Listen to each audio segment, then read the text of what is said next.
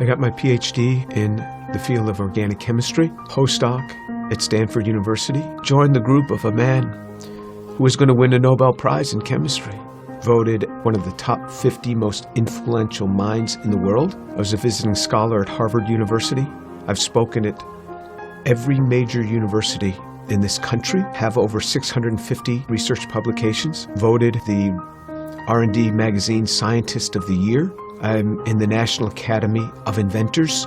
I'm a member of the American Association for the Advancement of Science, over 120 patents, started 7 or 8 companies.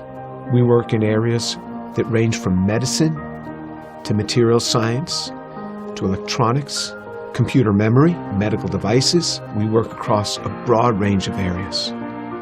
But more than any of that, what means the most to me is that I'm a Jew who believes that Jesus is the Messiah. I grew up just outside of New York City. I thought everybody was Jewish. I didn't even know that there was anything else.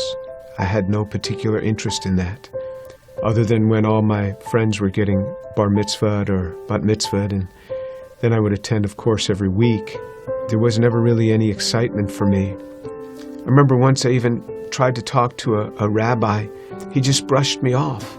There was very little explanation for me. I remember when I went to college, I started meeting a number of people that said that they were born-again Christians, which was sort of an odd term. What's born again? What do you mean, born again? One person saw me in the laundry room. He said, "Do you mind if I give you an illustration of the gospel?" And I remember we sat there and he actually started to draw a picture.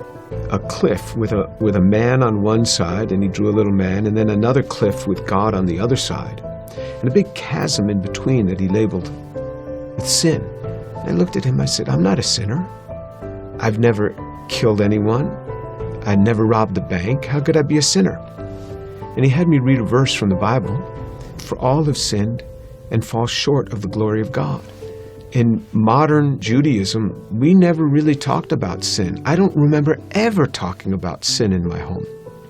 So he turned to another passage. Jesus said, "I say to you that everyone who looks upon a woman with lust for her has already committed adultery with her in his heart." Pow! I felt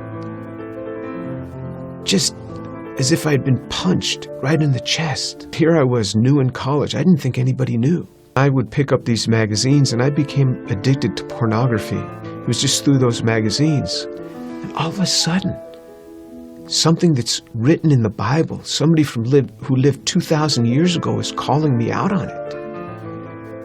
And I felt immediately convicted. And that now I realized I was a sinner. When I read in the scriptures what sin is, then I knew I was a sinner. How am I going to get to God? We Jews know this better than anyone else. Without the shedding of blood, there is no forgiveness of sin. This description in Isaiah 53 of how he will bear upon himself my sin, the things that I had done, and this was him. This was the man that took this upon himself on the cross. The perfect God comes and gives himself for us. He is the one that gives himself for us. I started to realize how Jewish the New Testament is. This book is so Jewish. The New Testament is so Jewish. It's all around Jewish people. And then on November 7th, 1977, I was all alone in my room. The realization that Yeshua is the one who died on the cross. And I said, "Lord, I am a sinner. Please forgive me. Come into my life." And then all of a sudden, someone was in my room. And I opened my eyes. I was on my knees. I opened my eyes. Who's in my room? That man, Jesus Christ, stood in my room. This amazing sense of God. Jesus was in my room, and I wasn't scared. All I started doing was just weeping. The presence was so glorious because he was there in my room on that day. And I didn't want to get up. And this amazing sense of forgiveness just started to come upon me. That was him. Finally, I got up. I didn't know what to do. I didn't know who to tell. Here's this Jewish kid from New York City. What am I going to say? My cousins were shocked. How could you do that? You're Jewish. Telling my mother how I had invited Jesus into my life. She didn't say much. She was weeping. She told my father they weren't happy at all. And she said, I don't blame them for killing Jesus after the things that he said. Who is he to come against these religious leaders that have dedicated their lives to helping people and to tell them that they are whitewashed tombs? Who is he, this young man in his 30s, to say this to these scholars? He got what he deserved. And my mother's a very deep, pensive, careful reader. She read from Genesis right on through the Tanakh, the whole thing. When she got done, I said, what did you think? She said, God warned us over and over again. He warned us. When my daughter was about 15, my mother and father came to visit us. At one point, my mother went into her room for several hours. She came out. She said, quite a young girl you have. She talked to me for a long time. She started reading the Bible again, both the Old and the New Testament.